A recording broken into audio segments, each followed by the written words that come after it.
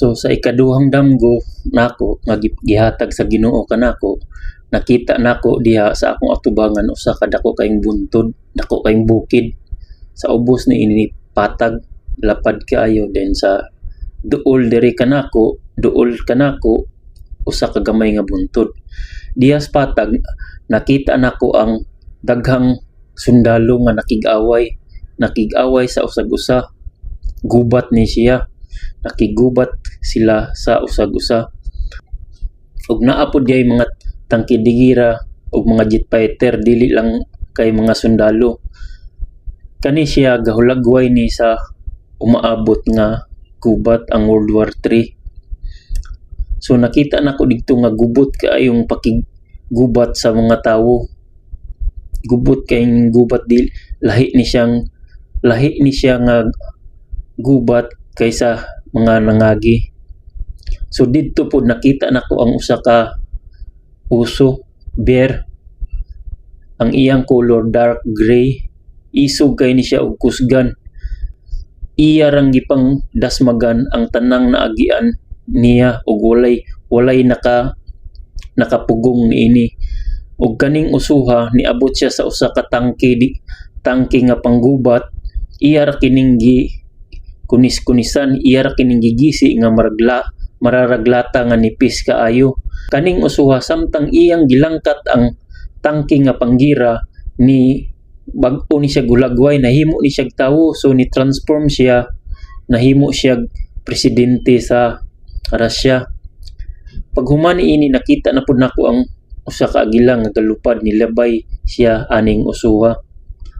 So didto gihatagan kog kaalam sa Ginoo nga pagsabot ani kung kinsa ning agila. Sabot nako nga kaning agila mo ni siya presidente sa Amerika karon. Dayon pag human ini nakita nako ang presidente sa China.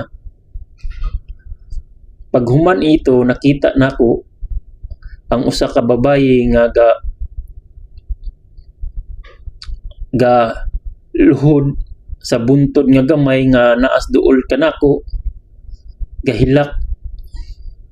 Idara na ni nga bayana, gahilak ni siya. Pait kay ang ilang hilak. Nabati nako sa kong kasing-kasing nga ang iyang hilak pait kaayo kay tungod sa iyang kasing-kasing wala nay pag-asa, ug sa iyang unahuna wala nay pag-asa tungod sa gira nga iyang nakita. Ug nisamot pa ni siya ka pait ang iyang hilak katong nanggawas na ang mga flying saucer. So niana ang bayi, mga alien niana siya, mga alien kana. Ug nihilak siya sa pait kay nga hilak, ug giduol nako ang maong babayi ug gisultian nako siya pinaagi sa kaalam nga gihatag sa Ginoo nako bahin atong flying saucer. Ug giingnan nako siya dili kana mga alien, nang mga fallen angels na siya nga nirebilde sa Ginoo sa una. Dayon pagkahuman ato niya na siya wala nay pag-asa, then gisangyawan ako siya sa pulong sa Ginoo ug niingon ko niya nga ayag kawala imong pag-asa nang kay ang Ginoo moabot og iyatang luwason. So sa pagsulti nako aning mga pulonga, ang langit ni abre ang langit ug didto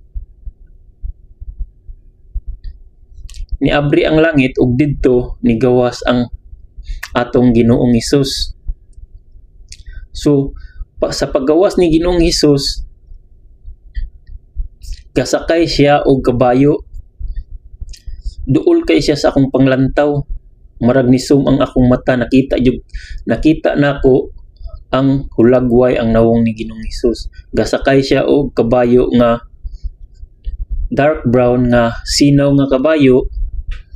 Dayon nakita nako ang iyang bukton. Una nako nakita niya ang iyang bukton, ang iyang braso, color dark brown nga sinaw gyapon. Dayon ang iyang pamisti dili puti nga sidla kayo, kundili marag off white o dirty white. Dayon nakita nako ang iyang nawong. Una na akong nakita ang iyang bangas. Nindot kay ang iyang bangas tupong kaayo ug ang iyang bungot. Dayon ang iyang buhok itom og kulor. Puro itom kulor ang iyang bangas ug ang iyang buhok. Dayon human ini nakita nako ang mismong nawong niya. So human ini nakita nako ang iyang nawong. So ang iyang nawong dark brown ang kulor. Sinaw nga dark brown. So pagkahuman nga nakita nako sa Ginoong Hesus, nakamata ko. So sa pila ka adlaw ato sigkog pangutana, sigkog ampos Ginoo nga nganong katuman akong nakita, Lord, nga imong hulagway dili man tong imong madaugon nga himaya, nga kung diin hayag kay iyang nawong puti kay ang iyang biste, ang iyang kabayo puti ug naa sa likod niya mga anghel.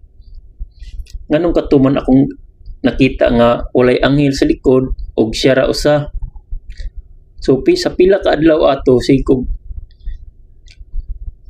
pangutanas Ginoo ampo niya iya kong gitubag. Pinaagis ka alam rapod.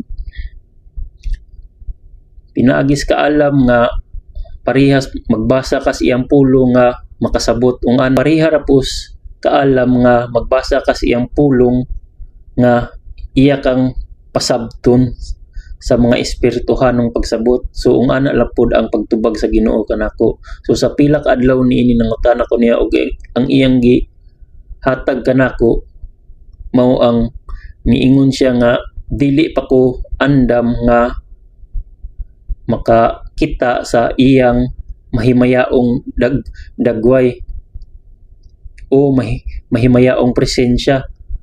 So mao lang tong iyang gipakita kanako nga iyang tawhanon nga presensya kung diin pa siya na-address yuta sa una. So mao ra to iyang gipakita kanako. So hinaut-on ta nga magbasa mo sa pulong sa Ginoo kada adlaw ug pangayo mo kaalam niya para makasabot mo niini. Maura to tanan. God bless.